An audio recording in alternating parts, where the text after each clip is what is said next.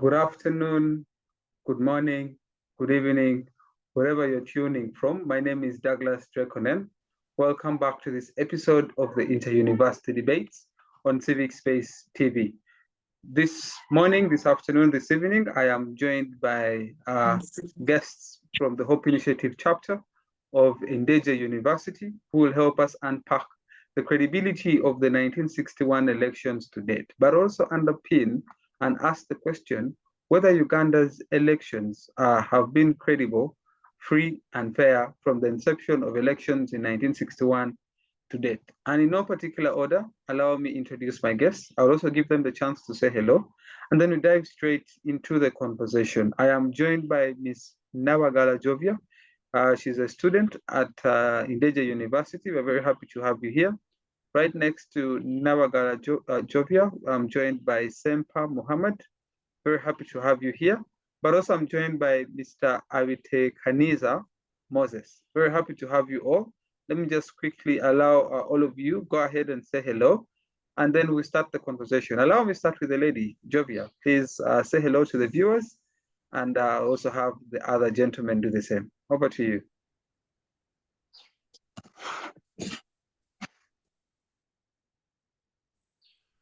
Hello. Yes, Joviah. Okay.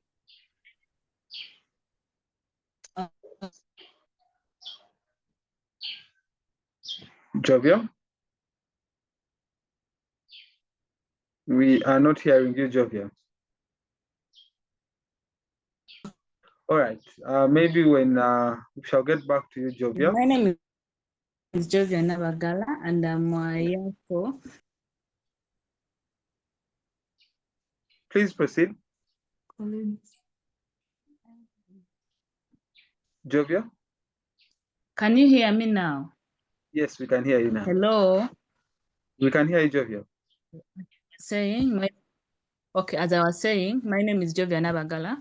I'm a civil engineering student in year 4 at Ndejje University, and I serve as the president for the Hope Initiative.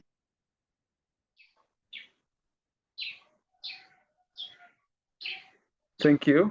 Thank you for that introduction. Chapter in the path of Uganda as we head into the 2026 election.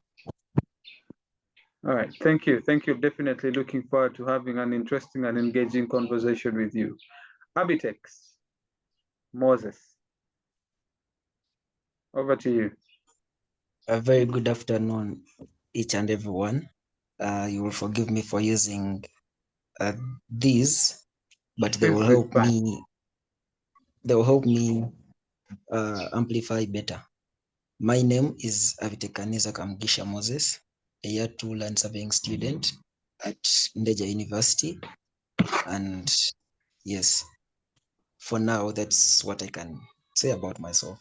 Thank you very much. Thank you. Thank you very much, Abitekaniza Moses, for joining us. Mr. Ssempa Muhammad.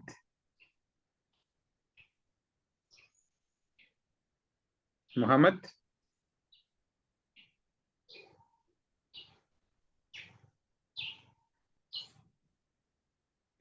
Muhammad, are you there?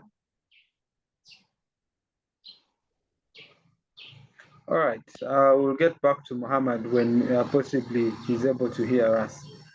Joviah, let's start the conversation. Today we are talking about the credibility of the 1961 elections to date. And it's very imperative that in us having this conversation, we underscore the historical context. And my question to you, therefore, is how would you assess the credibility of Uganda's first elections in 1961 and 62?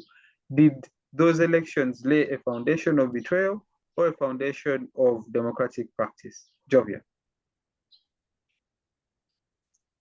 I beg pardon on the question, please. The question is, in trying to lay a foundation for Uganda's democratic practice and future, I would like a historical context. And in that historical context, I would like you to assess the credibility of Uganda's first elections in 1961 and 62. Did those elections lay a foundation of betrayal, or did it lay a foundation of democratic practice? Well, thank you very much. And to answer your questions, I want us to really look at the context of Uganda in 1961 and 1962. This is a country that for the last few years has been under British rule. Now, when we look at 1961 and go ahead to call them a betrayal, we underscore what Ugandans achieved in 1962. Because by having elections in 1961, it gave Ugandans the first glimpse into what democracy would look like. Ugandans had a chance to vote, despite the fact that a few Ugandans, to be specific, the Baganda, did not see the need to actually go and vote. Majority of the other tribes, the other really cast a vote to vote in a leader that they believed would be their president at that time. So as the British gave us that space to actually go ahead and submit in a leader, and Ugandans go ahead and vote, with the exception of the Buganda Kingdom, whereby we don't need to take away the fact that a few of the Baganda did go and vote. Some did not vote because they wanted a monarchy, but others went and voted. So to the question, was it a democratic engagement or was it like a betrayal to the engagement? I don't believe 1961 elections were a betrayal. I actually believe if we had not had 1961 elections or 1962 elections, we would never know where Uganda was going to be. Given the fact that they happened, we now have the current state of the country that we have. And I want to say that when you look at a nation that was going away from colonialism, going ahead to have their elections and call those elections a scam or a democracy kind of stand, we lose meaning to what we want the country to achieve. So do we better that Uganda never had these elections in 1961? Should they have waited until 200 years in after the British decided to leave? So I do not really believe that elections that happened in 1961 were the most. I want to go ahead and say the elections that happened in 1961 were one of the fairest elections that Uganda has had up to date. I'll beg to submit. Thank you. Thank you very much, Joviah. Let me get to you, Moses. From the submissions of Joviah, do you agree that the 1961 and 62 elections laid the foundation of democratic practice, or rather, did it lay a foundation of betrayal? You're muted. Moses, unmute, please. Well, yes, thank you for the question. Now, I would not say that they were a betrayal. However, they have a very good stand for democracy into the nation, because we realize in 1961, this is a nation that is trying to learn, or these are values that our colonial masters are giving us, they are trying to hand over. Now, we realize that this is the second election that was happening in Uganda from the 1958 that happened, and Bendikito Chiwanuka came out victorious. Now, you would want to ask, why were we repeating the elections? Because we realized the 1958 were also credible elections. So now, why do you then dispute and then carry out another election just 2 years after? However, both of the elections, 1958 and 1961, were a good learning or a good stepping stone to the democracy of Uganda. I submit. Thank you. Thank you very much, Moses, for those submissions. Let me get to you, Mohammed. Cognizant of the fact that Uganda's historical journey has been marred with patterns of electoral malpractice. From, of course, if you understand our constitutional history, it mandates electoral malpractices to date back from its inception in 1961 and 1962. We later on see election malpractices in 1980s and, of course, subsequent elections therein. So my question to you is, what patterns of electoral malpractice can be traced across different regimes from 1961 to date? Please take us through that. Yeah, Ssempa Muhammad. I do electrical, year 4, bachelor's in electrical engineering. Yes, there are cases that are reported to have been malpractices, but me, I raised to affirm that by the time we were able to go through the 1961, the 1981, the 1980 election that people claim was full of malpractice, I don't. My name is Samantha Kungu.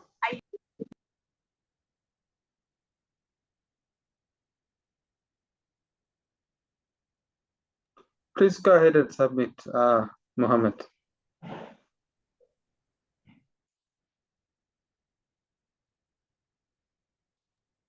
Mohammed, you're muted.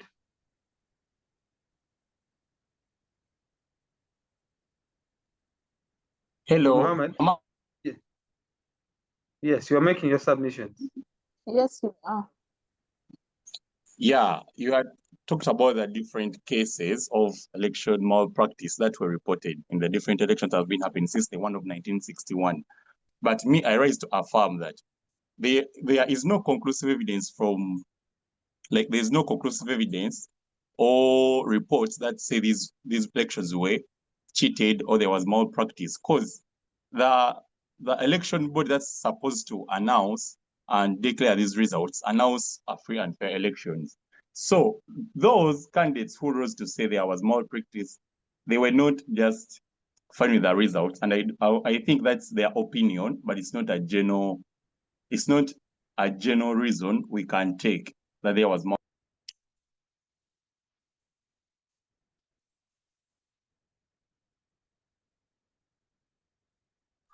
All right, thank you. Thank you very much, Mohammed, for the submissions.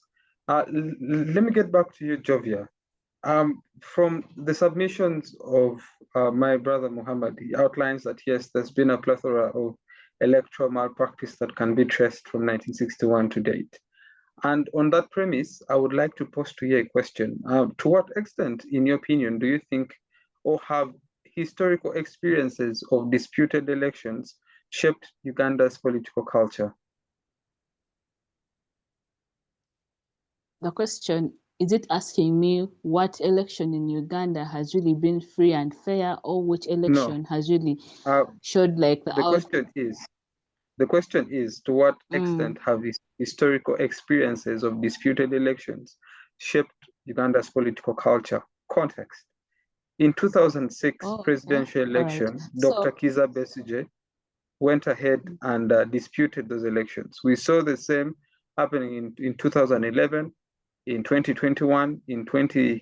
In 2016 there wasn't much of disputed elections. In 1980 there was disputed results of the elections. So the question to you is, to what extent have historical experiences of disputed elections shaped Uganda's political culture? Okay, so I want to begin by looking into the future. I want to tell Ugandans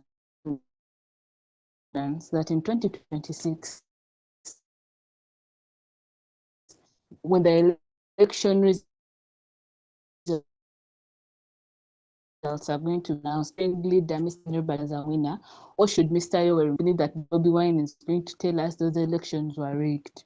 Now, that is not my submission. What I'm trying to pose is, in 1980, an outside body actually came out and said that the election that had been held, like they discredit, but then the 1980 results were never annulled. They're actually taken in, but yet we had clear evidence that was stated by various bodies showing us that General Milton Obote had once again reached the election to become Uganda's. When we move into the election results are not actually what it calls for. We've not had cases whereby the Uganda judiciary sits down to actually hear these cases. First of all, the EC has a rule that I actually feel is unfair. It provides a very limited time frame to allow the candidates time to collect evidence, to gather enough evidence to actually submit to a court and tell them that, you know what, this is my evidence and I beg to call out these elections that they've been free and unfair. The time frame is very small. So by the time these candidates actually get time to collect evidence, if they actually do, it's really late to go and argue out their case in the courts of law. Now, how has this shaped Uganda's elections moving into 2026? It has breeded a culture whereby Ugandans, the people go out and they cast a vote. The EC comes out and announces a winner of those elections. What happens is the other party will never be satisfied because, first of all, they have should I call it a bias towards the electoral commission.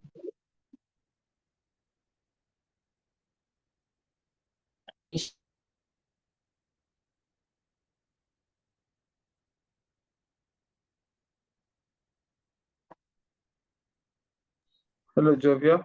We are not getting you now. Joviah? Looks like we have lost Joviah. Yes, we can hear you now. Okay, so I was submitting and saying that if these candidates actually get the time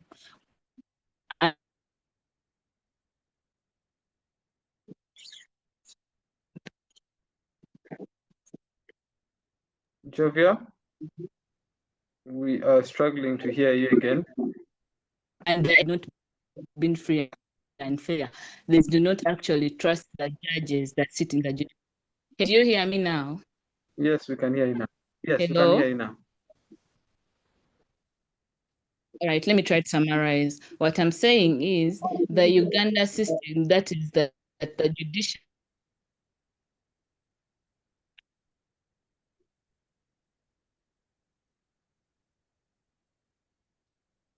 Joviah? I think her network is appointed by the president. The people do know, but Ssempa submitted his appeal for. Do you hear me now? Yes, we can hear you now. Maybe you could get a proper location with a good reception after your submissions.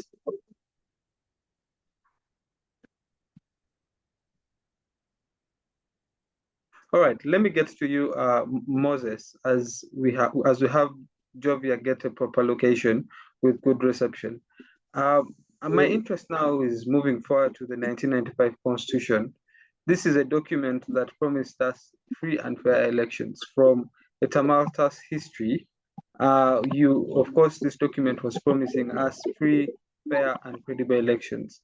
So, Moses, my question to you is, the 1995 Constitution promised free and fair elections. 30 years later, has it delivered on that promise? Moses. The 1995 Constitution basically has six bases. 1, unity; 2, peace; 3, equality; 4, democracy, social justice, and then progress. Now, to go to your question, has it delivered 30 years after? In my opinion, the 1995 Constitution has not delivered what it was intended to deliver. Why? Now, the Constitution in itself has loopholes, or has given loopholes that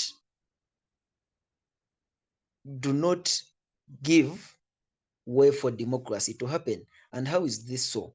The 1995 Constitution states that the Electoral Commission will be appointed by the president. Now, what does this imply? This implies that first, the organizer somewhere has allegiance to the appointing office, who is the president. Now, you cannot tell me that an incumbent is appointing the people that are supposed to handle an election. That in itself the country of the democracy that we need, and therefore cannot provide a free and fair election. Now, the Constitution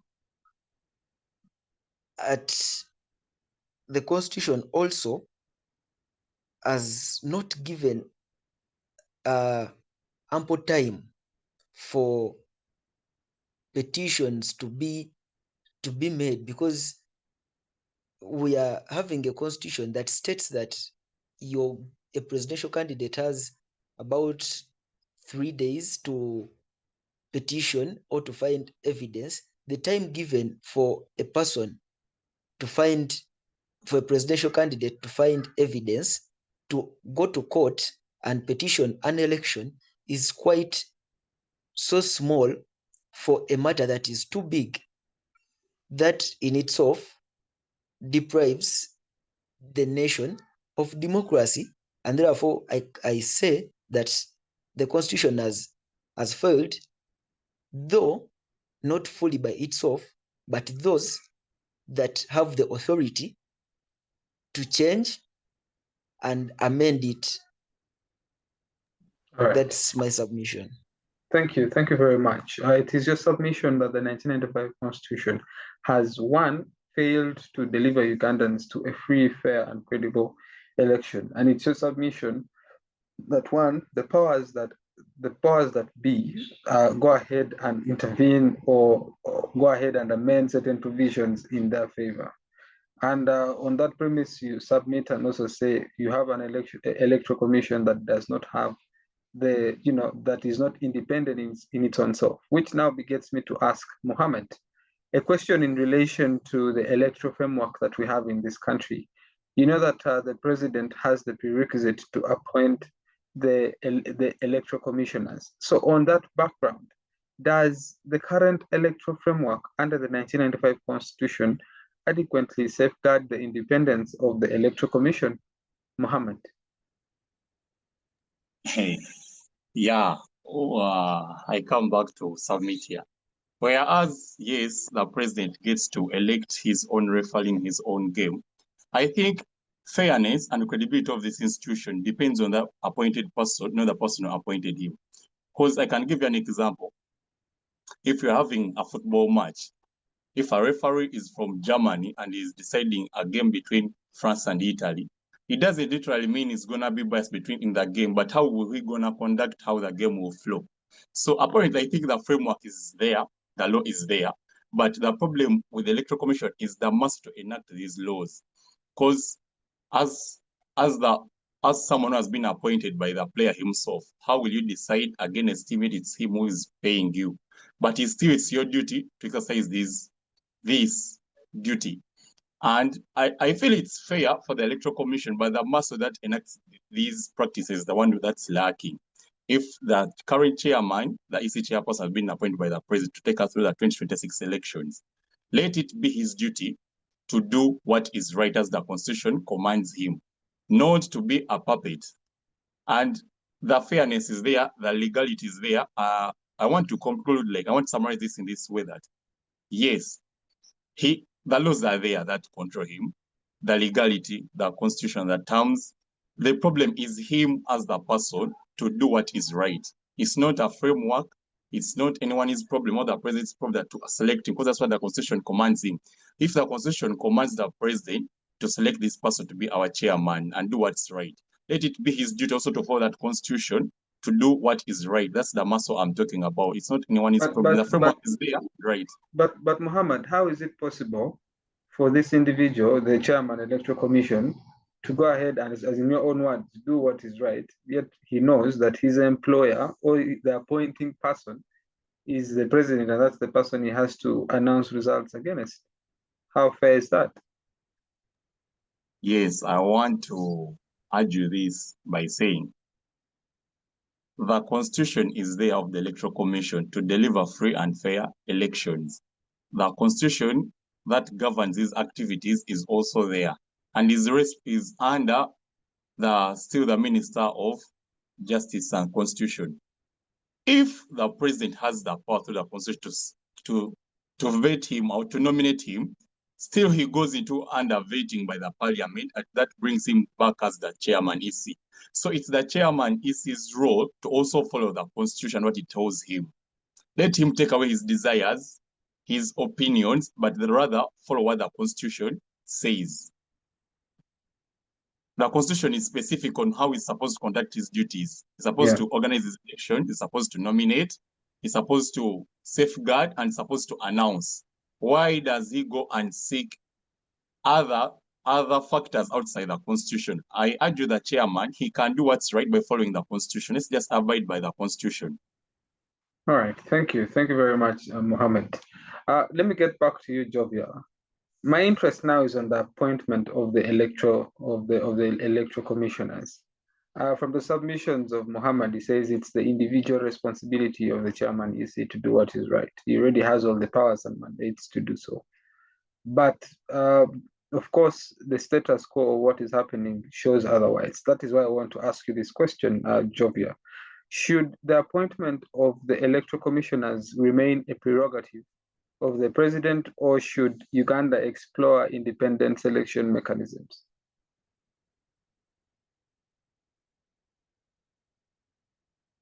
Joviah?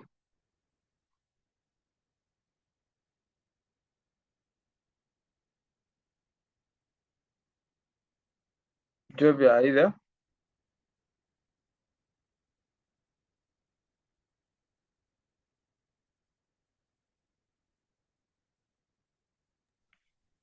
Hello.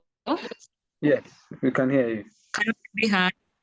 Yes. All right. I want to start by saying, while there are countries where the appointment that is being used in Uganda currently is working excellently well, I want to echo that I do believe that the appointment method used in Uganda to appoint the electoral chairperson,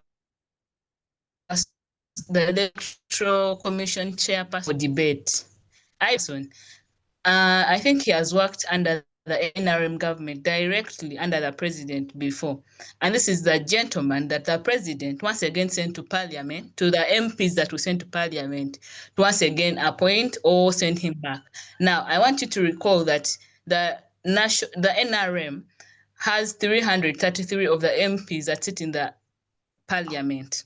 So if their party president sends someone for them to appoint, and they actually appoint this guy, not on merit, it's on the mere fact that the president has sent this guy, and you have to make the president happy.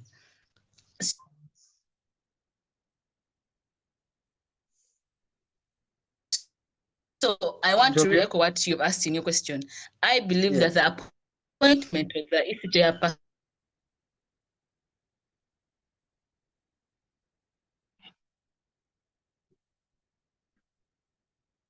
Hello, Joviah. Okay, looks like we have lost you there. So should be sent back to that end. Hello, can you hear me? Yes, we can hear you now. I have an issue of being muted. I don't know if it's my phone or it's the host. Anyway, I am submitting to say that I believe Uganda. Can you hear me? Yeah, we can hear you. Please make your submissions and Hello? conclude. Yeah, we can hear you. Make your submissions. Ugandans should be given a chance to actually appoint someone or elect someone to go and lead the electoral commission that actually comes. Okay, thank you, Joviah. Comes I to think the person that I want to be in the EC. Yes. Let them get a chance.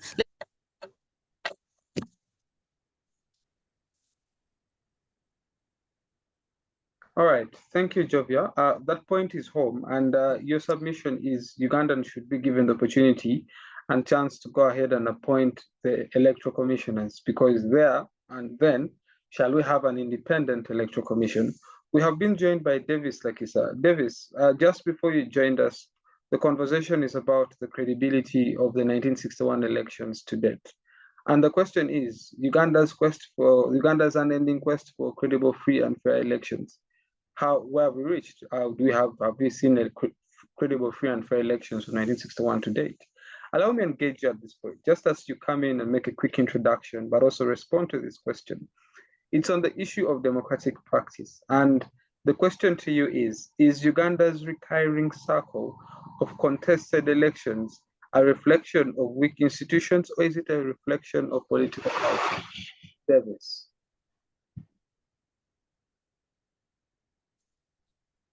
Yeah, I would like to beg that you repeat the question. The question is Uganda's recurring cycle of contested elections a reflection of weak institutions or a reflection of political culture? So, okay, thank you very much. I think to answer that, I would have to say that the culture of contested elections in Uganda is just a reflection of the weak institutions in themselves. Here in Uganda, we've always had a problem with necessarily the credibility of the election process that goes on here. And it stems through, it goes through a number of issues. We have problems with actually how the campaigns are done. There is very heavy monetization of the campaigns that actually puts independent parties and parties that are not necessarily like the ruling party here in Uganda, that makes it very difficult for them to actually contest. Another issue that we also see is because these elections are actually contested in court, it brings alarm bells about the credibility of the Electoral Commission. It is supposed to be an independent body that is supposed to serve, assess, and make sure that the electoral process in Uganda goes on purely, and the electoral process in Uganda has to go on credibly. However, what we see nowadays is the institutions have fallen prey to government, and the ruling party has actually used these things as its apparatus to inflict torture upon the citizens and to bring about elections whose results are already predetermined before they even begin. So yes, I believe in that sense it is actually a show of the weak institutions in Uganda, because if they were actually credible and they could hold up to their billing, the truth is I feel the election processes wouldn't be contested as much as they are right now. Thank you very much. Okay, let me just stick with you on that point. You have talked about weak institutions, which of course shows our recurring cycle of contested elections. And your submissions are this is a reflection of weak institutions. Let me connect that with multi-party dispensation of politics, which was reintroduced in 2005. Has Uganda's multi-party system since 2005, has it enhanced or has it weakened the electoral credibility? Davis. Yes, that's a good question. So, in a sense, bringing about the multi-party democracies, the multi-party system within Uganda's democratic sphere, one would have suspected that this would actually give a platform to people of various political ideologies to actually have a forum for representation. However, one of the things I would like to say is in Uganda, I don't necessarily think it reflects that we're actually being democratic, because, as I've said, with these multi-party elections, the biggest challenge that I see is the fact that there is one party that triumphs over all. And these things are actually put there to provide a facade of democracy, yet the results are already predetermined. So I think I would submit with that. Thank you. Let me get back to you, Moses. My interest now is on, you have seen a couple of, for example, in 2020, when we had a very peculiar way of conducting of elections, terms such as scientific campaigns were used. And of course, the use of the media was one that was greatly promoted. But unfortunately, certain aspirants or candidates were denied from accessing certain media outlets. But also, the shutdown of internet was something that was unprecedented. But coupled to that, the militarization of politics and the use of army, but the police in the process was also witnessed in the previous elections. But most unfortunate part is the monetized politics. So to sum all those scenarios together in a question, I'm going to ask you, can an election in Uganda be truly free and fair in the absence of equal access to media, security, and financing?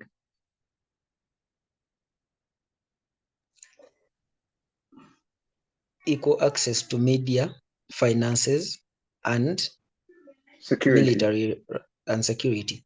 Now, those are actually some of the major components of an election. Now, can we get free and fair? We are in a nation that has weak institutions, like earlier stated. However, it would have been possible for the country, one, if the security forces can be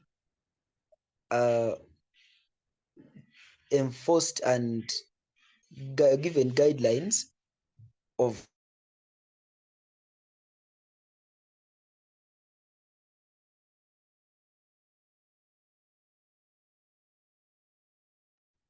Moses, we have lost you there. And maybe when you get back, you'll continue responding to the question. Muhammad, as Moses comes back on the call, because we've just lost him, my question is in line of youth and civic participation. There is seemingly an aura in the space that we are no longer trusting in the ballot, that the ballot is not an option that will bring for us the change. So my question to you is, as young people, as a young Ugandan youth, do you still believe in elections as a pathway for change, or have you lost faith in the ballot? Mohammed.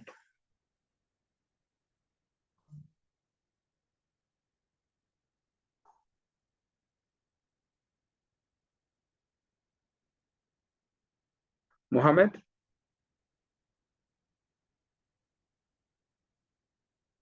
Yes. Yeah, Sir, kindly pardon me on that question. Do Uganda's youth believe in elections as a pathway for change, or have we lost faith in the ballot? Literally, I want to clarify on this. It's not the ballot or that paper that fails us. That's why people are saying, okay, many people are quoting the ballot no longer works, the ballot is this, so many unfairness, but I want to state this as I rise to affirm that it's not the ballot that fails us, but the people who betray its purpose. Elections till today, they remain the only rightful path to lead us to change.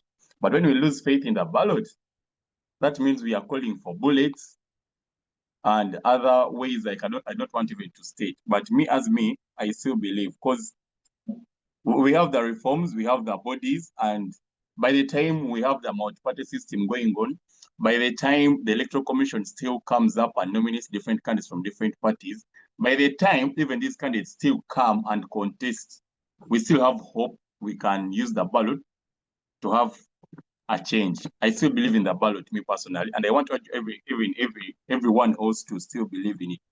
Because today, we as youth, we make 70% of Uganda's population. But still, our voter turnout comes out to be lower than our complaints. So I want to argue this, that our democracy matures through participation, not just protesting and not voting. Let us, all the youth, come out tomorrow, we vote for these candidates, and we see how the vote won't be effective. I beg to submit. All right, thank you.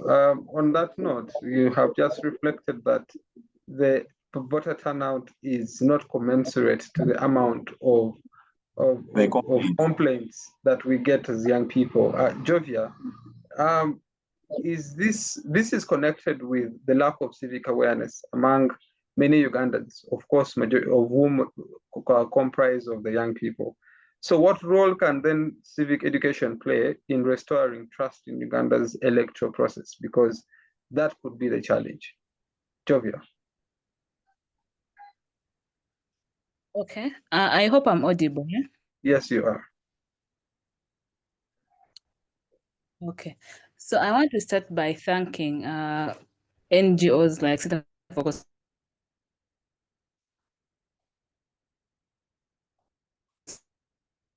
Governance that has set up Hope Initiative spaces in various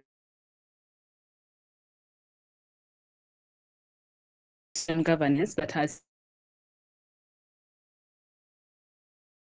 various universities.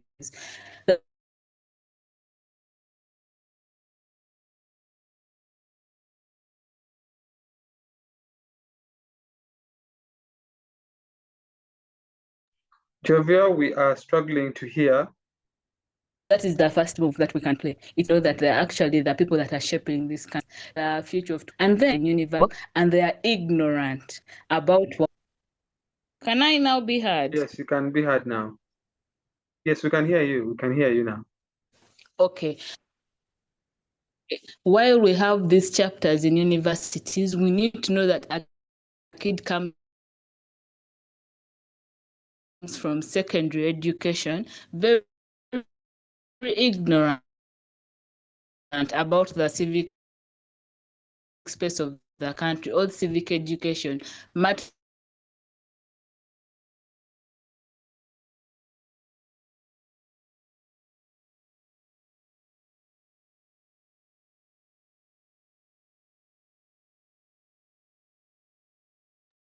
Joviah, we have lost you.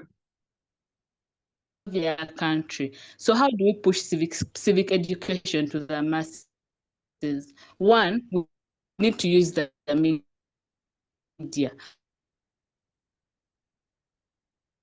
We need to put out posts on X, on Instagram, that actually preaches patriotism.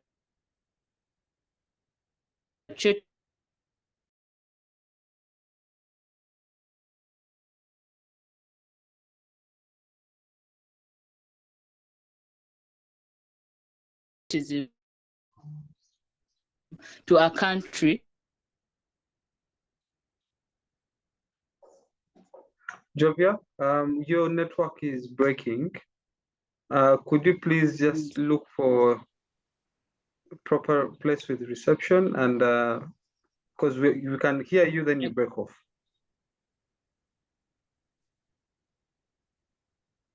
Okay. Can you now hear me? Yeah, we can hear you now. Okay. So my sermon is, let us take back patriotism to secondary schools. When we come to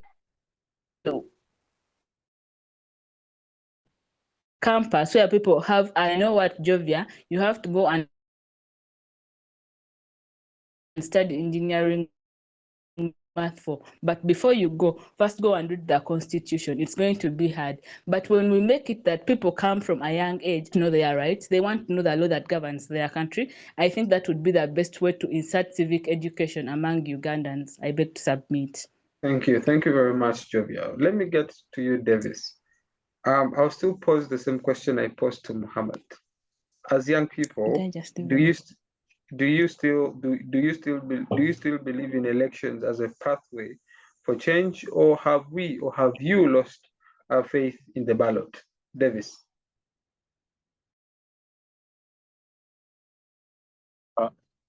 Okay, thank you very much for that question. Yes, I still do believe in elections as a pathway to change for our country, because number one, we must remember that here in Uganda, what all of us are fighting for is for a country that thrives on democracy. And one of the key foundations of democracy is elections, because if I'm to define what an election is, you know, there are very many criteria to define what an election is. But it is just simply a formal process by which the governed express their consent to the governance. Now, how else are we going to do that in a civilized manner other than through these elections? And you know, the truth is these elections in themselves represent our sovereign right as citizens to actually express our consent towards the government. And for that reason in particular, I think I still have a lot of faith in it. And also because we have seen it working in different countries. We have seen champions of democracy, like, you know, the United States and other countries outside there, where these systems actually work. Once the institutions that are responsible for upholding their credibility are actually kept in check.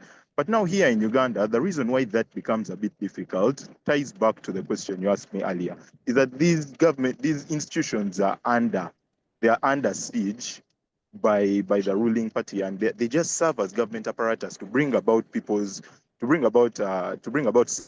selfish motives into fruition, other than representing the sovereign right of citizens. So yes, I still do believe that elections are a valid process through which we can actually express our consent, through which we can actually have change in governance, because on micro scales these work. These work in high schools, these work in universities, and if you expound it to a national setting, which it's not like us as Ugandans are expecting for a utopia. This is not some utopian dream that we're actually hoping to achieve, but it is something that is actually very much rooted in reality, and we have seen happen in different countries around the world.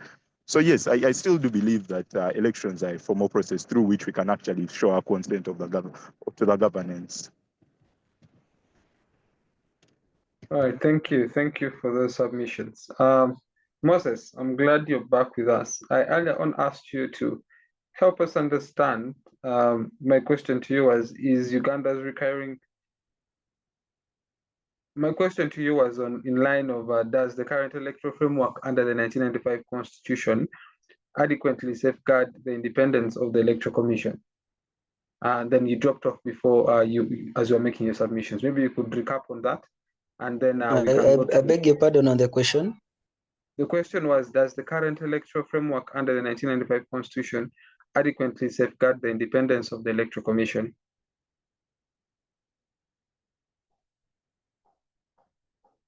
Moses? The 1995 Constitution framework in itself, I would say that partly it does safeguard the Electoral Commission, however, does not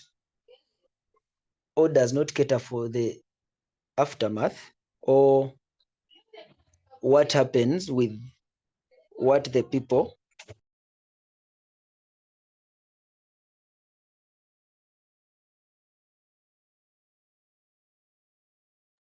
Moses, you're muted. I was saying that the Constitution itself protects the framework protects the Electoral Commission, but does not cater or does not foresee what happens when certain things occur. Now, in the Constitution itself, I think it was naive of the fact that at a point in time, the appointing officer would want to extend his term in office. So the Constitution gave what was right for the Electoral Commission or for a free and fair election to proceed, but the person that or the people that are using it now make the Constitution go against the will that it was supposed to serve. I think, to me, that's what that simply means. Allow me to stick with you, Moses, as we edge towards the end of this conversation. What are your recommendations for us as a country come 2026 to have credible, free, and fair elections? What recommendations would you make? For us to have a credible election or a free and fair election, we need to first look at the bodies or the entities that are going to handle the election process. First is the Electoral Commission. One, much as the time is late, but this is a suggestion that we can use for the future because it does not stop with us today. So maybe at the next point of election, we can change the way we appoint the commissioners of the Electoral Commission. And that in itself will give people clarity. You see, when you give people a chance to choose, then they are so content with what with their decisions. Now it's not like you chose for us or they just imposed a person on us. Secondly, during the elections, the parties that take part, the security, if we reduced the involvement of security into the elections and gave them the same kind of authority as those that safeguard, I would say, national exams, their kind of involvement in the examinations, and we say that that's almost the same kind of involvement the army will have in the elections, then we can have a better election because we realize the state actually uses, like for example, in 2021, the state was using the army and the security forces against the citizens. Okay. With now the financial fair play, much as we cannot do much, but we can do audits and put maximums on the funds that are going to be used in an election, because Right. it's not fair for one to have more finances than the other. Thank you. Thank you very much, Moses. Let me get to you, Mohammed. What are your recommendations and concluding remarks?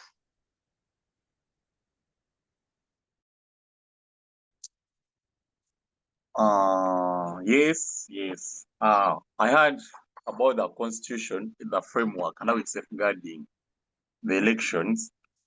Yes, I want to explain this. Okay, I want to submit this in this format that everyone can get to understand. The problem with Uganda politics today is that they are controlled by manipulation.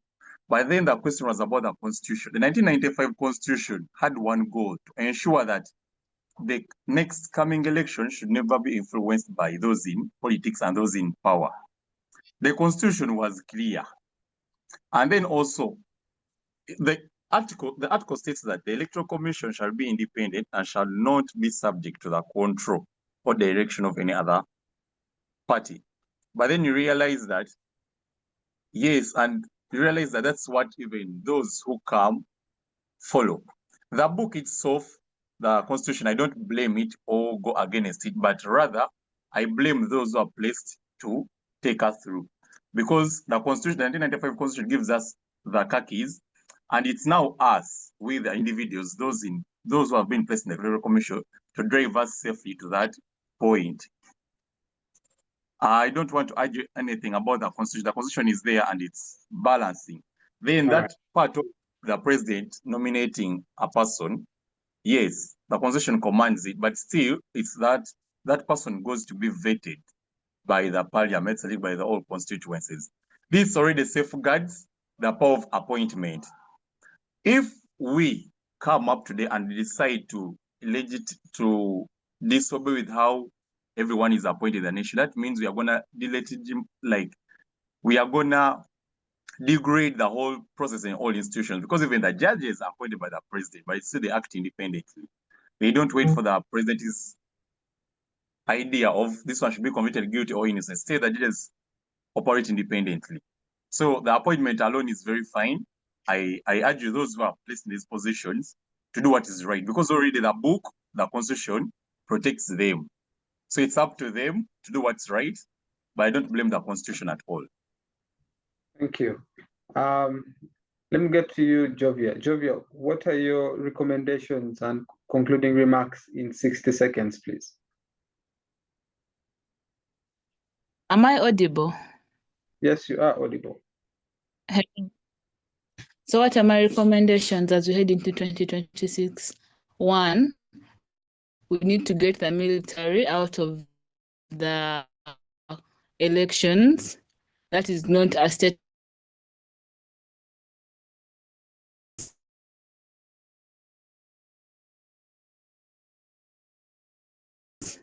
That is, see that we need the Uganda police to do their role, because I mean the military is getting involved, and their excuse is the Uganda police cannot handle this.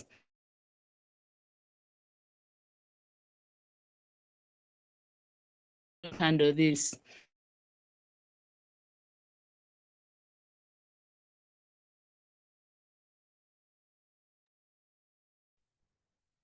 Hello, Joviah.